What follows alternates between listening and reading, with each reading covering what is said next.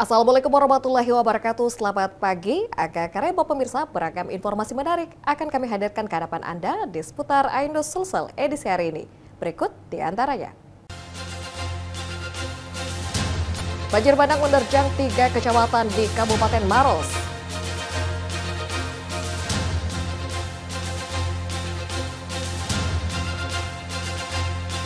Seorang pria nekat menyebar video dan foto asusila sang pacar.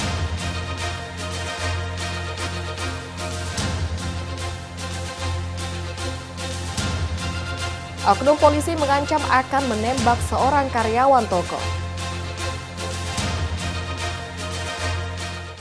Pemirsa, selain 3 cuplikan informasi tadi, kami akan hadir dengan informasi lainnya bersama saya Asmaul Husna, dan inilah seputar Ainus Sulsel selengkapnya.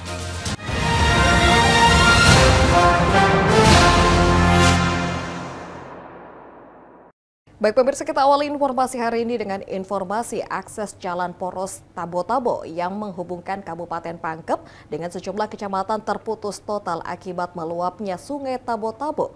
Kondisi ini menyebabkan banjir di 4 kecamatan di Kabupaten Pangkep. Badan Penanggulangan Bencana Daerah atau BPBD setempat menyatakan Kabupaten Pangkep status bahaya.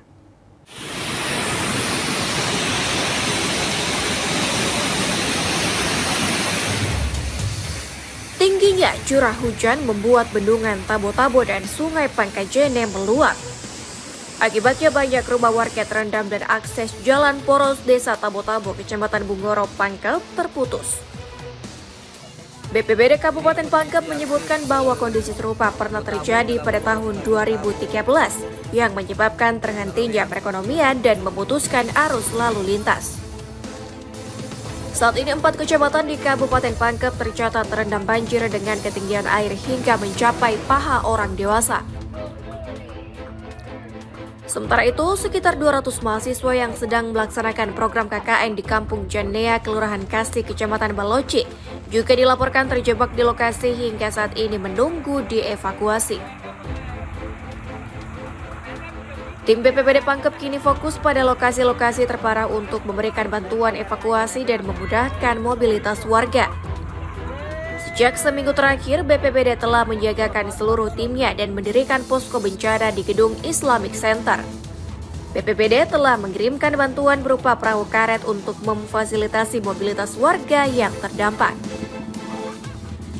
BMKG sebelumnya sudah merilis peringatan bahwa antara 17 hingga 22 Desember, cuaca ekstrim akan melanda wilayah Pangkep menyebabkan hujan lebat dan potensi banjir besar seperti yang terjadi saat ini. Naiknya air sekitar jam 8 pagi Pak ini. Jam 8 pagi. Apa yang terendam di dalam rumah Pak? Ya. Apa-apa saja yang terendam di dalam rumah Pak? Perabotan. Ya. Kayak kulkas. Meja belajar. Kecamatan ini Pak, ketinggian airnya seperti apa?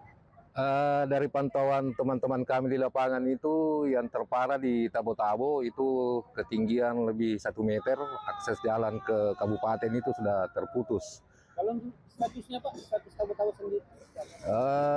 Kalau laporan dari teman-teman petugas Bendun Tabo-Tabo itu terulang di ketinggian terakhir ini 565. Itu terulang kejadian di tahun 2013.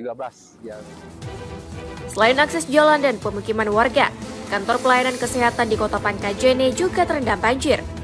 BPBD Kabupaten Pangkep mengimbau agar masyarakat tetap waspada terhadap potensi cuaca ekstrim yang masih bisa terjadi dalam beberapa hari ke depan. Dari Kabupaten Pangkep, Udin Syarudin, News melaporkan. Sementara itu pemirsa, banjir bandang menerjang 3 kecamatan di Kabupaten Maros setelah diguyur hujan deras beberapa hari terakhir. Dampak peristiwa ini 3 jembatan gantung dan 1 rumah hanyut terbawa arus sungai. Bahkan seorang ibu bersama bayinya dan sejumlah orang lainnya terjebak arus sungai deras yang meluap.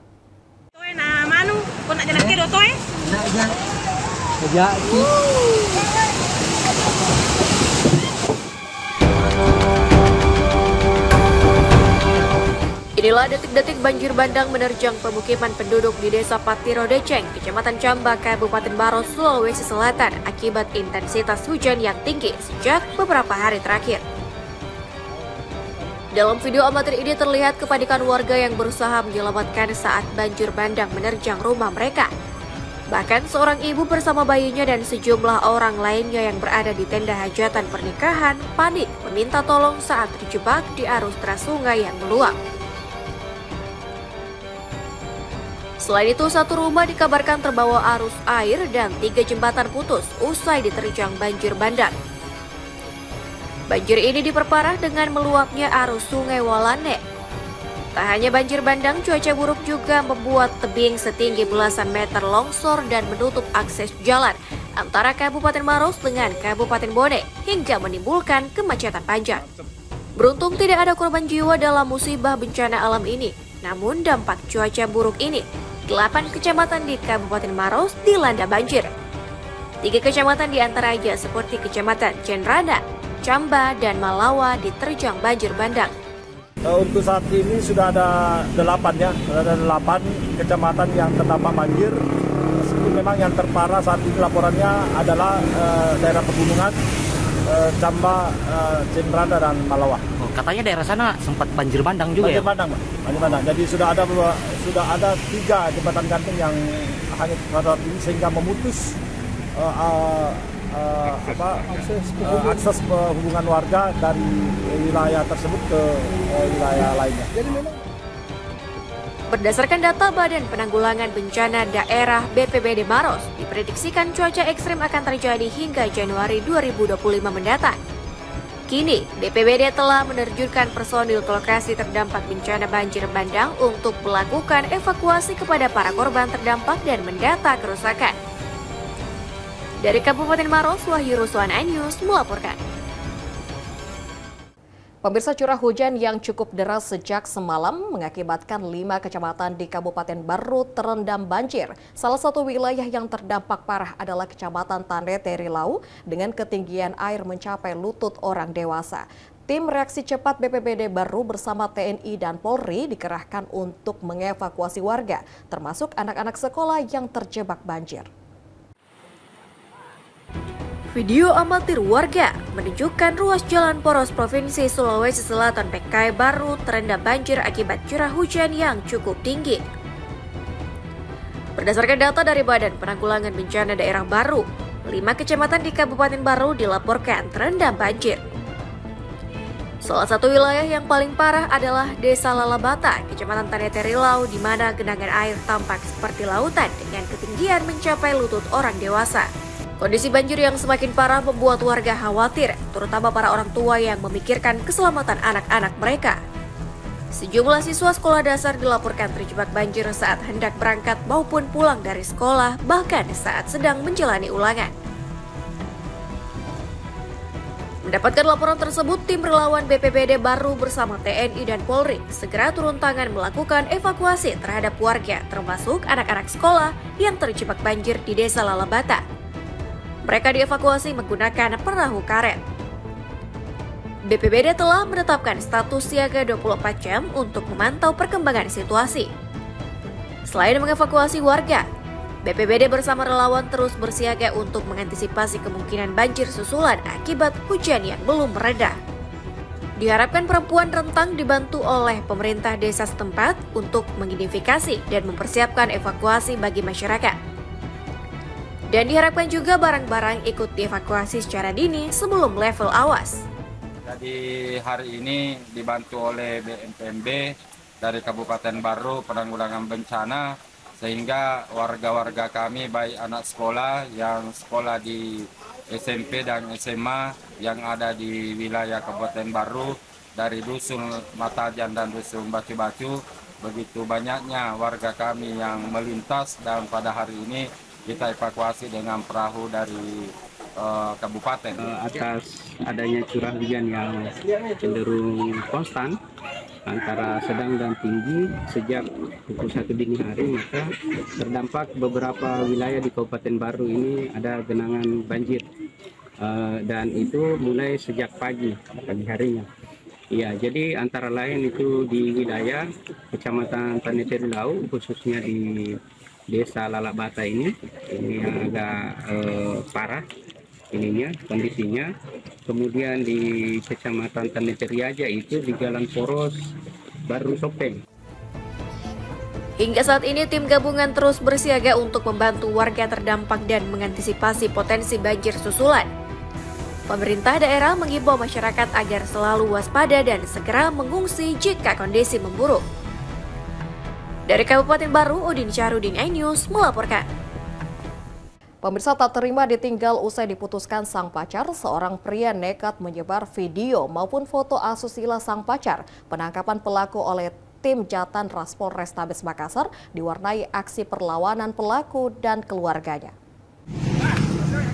Tim Jatan Ras Polrestabes Makassar meringkus pelaku Hasriadi Haris, 40 tahun, usai menyebar video dan foto asusila sang pacar ke keluarga bahkan rekan kerja korban yang merupakan seorang perawat di Sulawesi Barat.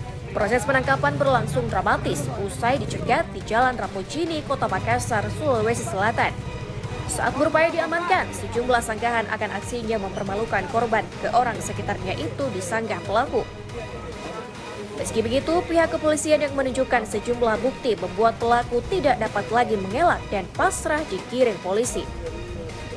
Hasil pemeriksaan kepolisian, motif pelaku melakukan hal tersebut kepada mantan kekasihnya dilatar belakangi usai sakit hati, tidak terima hubungan yang lama dijalani itu diputus korban bahkan ditinggal pergi. Pengembangan barang bukti dalam aksi melancarkan pengancaman itu berupa handphone dan laptop ke rumah pelaku di Kecamatan Mamajang, Kota Makassar membuat keluarga pelaku shock, bahkan sempat menghambat kerja-kerja kepolisian. Bahkan saat berusaha digiring kembali, keluarga dan aparat kepolisian terlibat persitegangan. Kini pelaku telah diamankan dan dibawa ke Polrestabes Makassar untuk proses hukum lebih lanjut. Pelaku terancam Undang-Undang ITE, ancaman kurungan penjara 6 tahun lamanya. Sedangkan korban yang kini alami trauma memutuskan berhenti dari pekerjaan sebagai perawat. Jadi pelaku yang kami amankan atas nama Bapak Hasriadi Haris. Pelaku melakukan penyebaran terkait video tidak senonoh, ya, yang merupakan pacarnya pelaku. Untuk pelaku sendiri kami jerat dengan pasal 27 ayat 1 Undang-Undang ITE nomor 19 tahun 2016, yang dimana pelaku ini dapat diancam dengan hukuman penjara maksimal 6 tahun penjara. Dari Makassar, Syahrul Adiaksa, iNews melaporkan. Baik pemirsa, jangan kemana-mana, usai jeda berikut kami akan hadir dengan informasi sepasang kekasih ditangkap karena menjual remaja pada pria hidung belang. Selengkapnya di seputar iNews.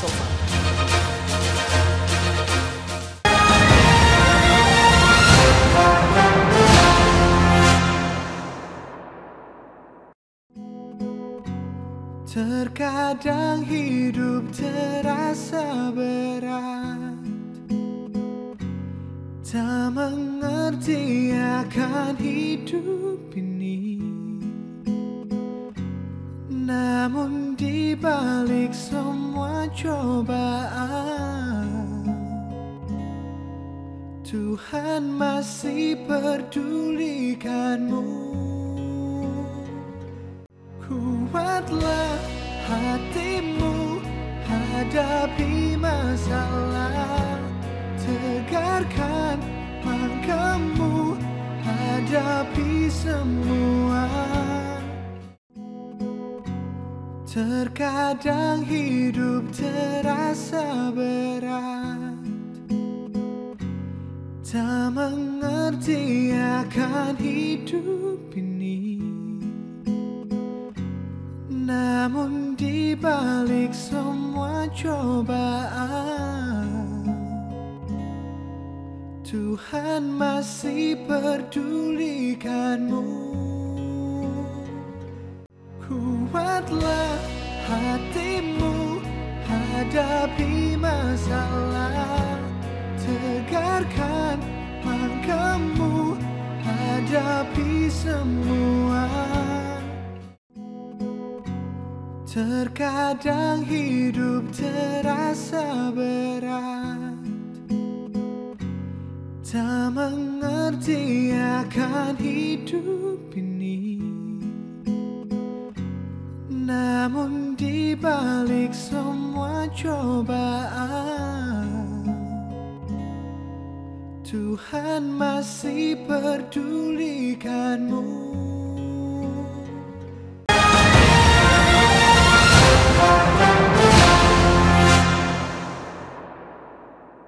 Baik pemirsa, terima kasih masih bersama kami. Pemirsa, seorang oknum polisi mengancam akan menembak seorang karyawan toko di Kota Tebing Tinggi, Sumatera Utara. Videonya pun viral di media sosial dan kini sang oknum polisi tengah diperiksa Propam.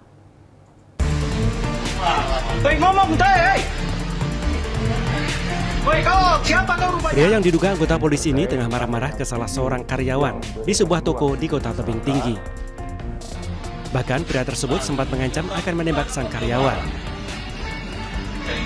Tak pelak, video pengancaman tersebut kemudian viral di media sosial.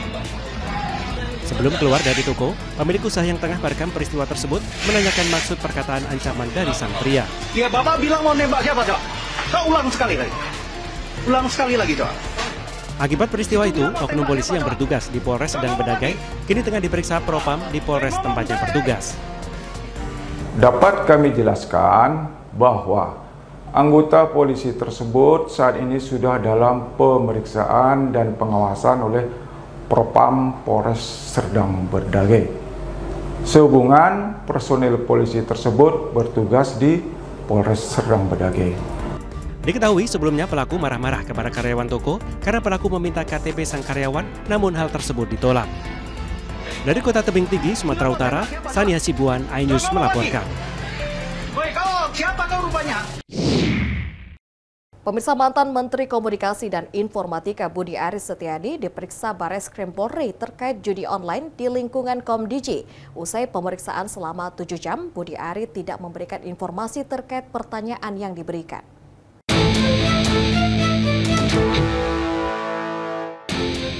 Budi Aris Setiadi, mantan Menteri Komunikasi dan Informatika, diperiksa Bareskrim Polri pada Kamis siang. Pemeriksaan berlangsung selama 7 jam terkait kasus judi online yang melibatkan 11 oknum pegawai Kementerian Komunikasi dan Digital. Para pelaku memanfaatkan kewenangan mereka untuk melindungi situs judi online. Tanpa merinci substansi pemeriksaan, Budi Aris yang menjabat Kominfo pada 2023 menyerahkan seluruh upaya penegakan hukum terhadap mantan anak buahnya kepada polisi. Saya ingin memberikan pernyataan. Yang pertama, sebagai warga negara yang taat hukum, saya berkewajiban untuk membantu pihak kepolisian dalam penuntasan pemberantasan kasus judi online di lingkungan Komdiji. Pemberantasan judi online merupakan tugas kita bersama sebagai sesama anak bangsa. Karena itu perlu konsistensi dan keteguhan hati untuk menuntaskan pemberantasan judi online ini, terutama dalam perlindungan terhadap masyarakat. Sebelumnya polisi membongkar keterlibatan 11 oknum pegawai Kementerian Komdigi dalam kasus judi online akhir Oktober lalu. Modusnya, para tersangka meminta sejumlah uang setoran kepada pemilik website setiap 2 minggu sekali dengan imbalan website judi online milik mereka tidak diblokir.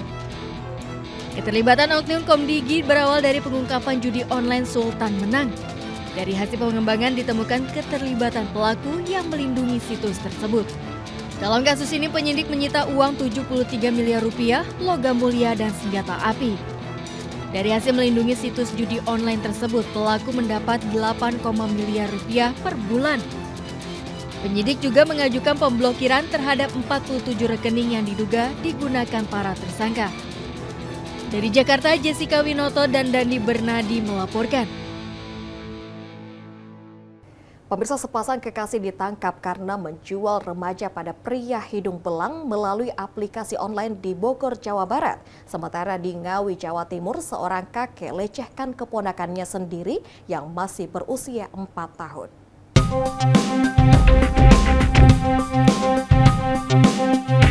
Satreskrim Polresta Bogor Kota meringkus pasangan kekasih dan satu tersangka lain yang kedapatan menjual seorang gadis berusia 15 tahun di aplikasi kencan hingga menjajakannya di 4 hotel di Jakarta.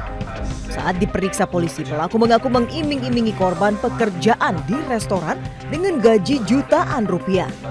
Pada kenyataannya, Korban dijual kepada pria hidung belang, bahkan memasang target pelanggan hingga puluhan orang. Untuk sekali kencan, mereka memasang tarif Rp250 hingga Rp400.000. Ini ternyata faktanya tidak dipekerjakan di restoran, tapi dieksploitasi secara seksual ya, di daerah Mangga Besar, Jakarta. Ya. Nah, ini ada 4 hotel yang menjadi tempat kejadian tersebut. Ya. Dari tangan pelaku, petugas mengamankan barang bukti, diantaranya pakaian korban serta bukti telepon genggam. Para pelaku kini dijerat pasal berlapis tentang tindak pidana pemberatan perdagangan orang dan Undang-Undang Perlindungan Anak. Dari Bogor, Jawa Barat, Andi Firmansyah, iNews melaporkan. Pemirsa, bagi Anda yang ingin mewujudkan buah hati yang berkualitas, di Kota Makassar kini hadir Wirahusada Smart Fertility Clinic khusus melayani masalah kesuburan suami istri, program kehamilan alami hingga inseminasi buatan. Wirahusada Smart Fertility Clinic secara resmi dibuka Sabtu 21 Desember 2024. Klinik yang terletak di Jalan Monumen MB Saila nomor 12 Makassar dibuka oleh Kepala Dinas Kesehatan Provinsi Sulsel Haji M. Ishak Iskandar dan dihadiri sejumlah dokter spesialis dan mitra wirahusada serta para undangan. Peresmian ditandai dengan pemotongan tumpang dan pengguntingan pita. Saat ini angka ketidaksuburan di kota-kota besar semakin meningkat yang dipengaruhi kesibukan atau keterlambatan menikah hingga faktor ketidaktahuan masalah reproduksi sehingga angka kesuburan menjadi menurun. Untuk itu, Wirahusada Fertility Clinic siap membantu pasangan suami istri yang ingin program hamil. Produk baru yaitu Smart Fertility Clinic, di mana ini kita tujukan untuk membantu masyarakat Makassar, Sulawesi Selatan untuk bagaimana bisa program kehamilan dengan lebih mudah dan juga murah, karena biasanya untuk program kehamilan itu kan adanya di kota-kota besar di Pulau Jawa ataupun bahkan sampai di luar negeri. Pelayanannya tentu karena terkait dengan kesuburan itu, yang pertama sudah ada laboratorium untuk pemeriksaan atau analisa sperma di sini. Jadi tentu suami-suami yang mau melakukan program kehamilan bersama istrinya itu harus dilakukan pemeriksaan sperma dulu. Untuk peralatannya ada beberapa item ya, tentu untuk laboratorium, kemudian alat pemutar atau pencuci sperma, dan juga terkait dengan pemeriksaan obstetri maupun ginekologi. Harapan kami tentu Smart Fertility Clinic dari Wirahusada Medical Center ini memberikan manfaat ya pada masyarakat Sulawesi Selatan khususnya, dan juga bagi pasangan suami istri yang masih kesulitan punya anak, Wirahusada siap membantu. Saya kira dengan adanya kerjasama dengan klinik Wirahusada sini akan memberikan dampak yang positif dan cukup banyak, terutama di Kota Makassar, Sulawesi Selatan, dan juga bagian Indonesia Timur. Dengan dibukanya ini inseminasi berarti menambah kegiatan untuk menangani segala infertilitas yang terjadi di Indonesia, ya, terutama di Indonesia Timur yang sampai sekarang ini memang masih minim.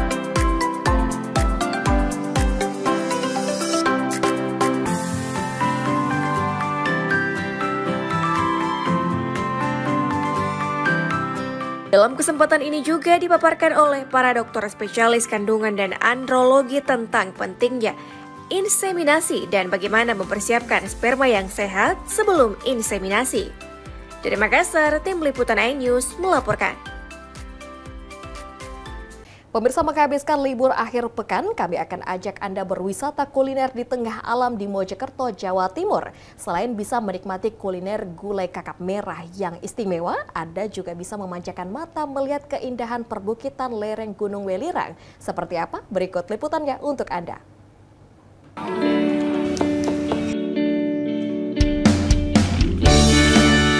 Suasana sejuk dan teduh di wisata Aone di lereng Gunung Welirang, Kabupaten Mojokerto, Jawa Timur ini begitu terasa. Di momen libur sekolah Nataru kali ini, puluhan pengunjung ramai berdatangan menikmati suasana asri lereng Gunung Welirang.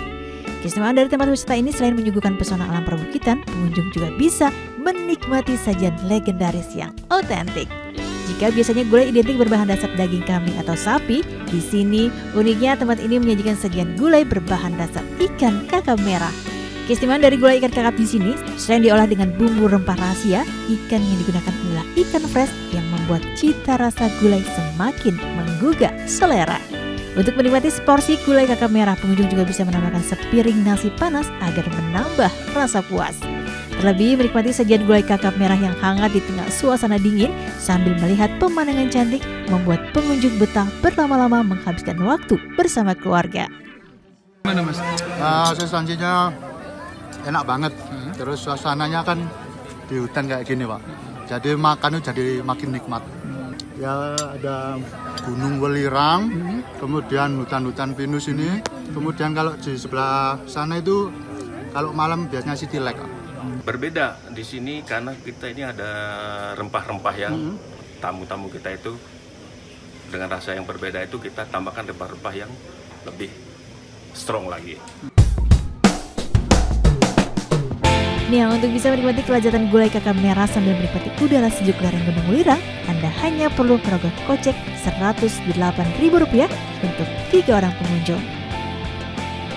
Di momen libur akhir pekan, tempat ini bisa menghabiskan lebih dari 105 porsi gulai kakap merah.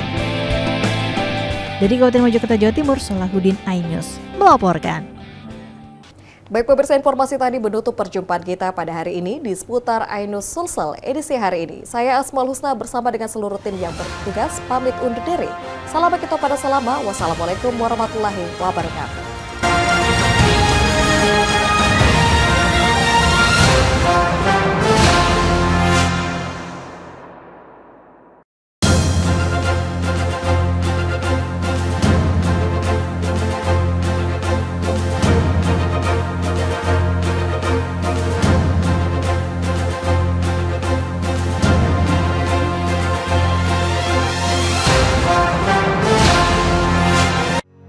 Kuatlah hatimu hadapi masalah, tegarkan langkahmu hadapi semua. Terkadang hidup terasa berat, tak mengerti akan hidup ini. Namun di balik semua cobaan, Tuhan masih pedulikanmu. Kuatlah hatimu hadapi masalah, tegarkan langkahmu hadapi semua. Terkadang hidup terasa berat, tak mengerti akan hidup ini. Namun di balik semua cobaan, Tuhan masih pedulikanmu. Kuatlah hatimu hadapi masalah, tegarkan langkahmu hadapi semua. Kuatlah hatimu hadapi masalah, tegarkan langkahmu hadapi semua. Kuatlah hatimu hadapi masalah, tegarkan langkahmu hadapi semua. Terkadang hidup terasa berat, tak mengerti akan hidup ini. Namun di balik semua cobaan, Tuhan masih pedulikanmu. Kuatlah hatimu hadapi masalah, tegarkan langkahmu hadapi semua. Kuatlah hatimu hadapi masalah, tegarkan langkahmu hadapi semua.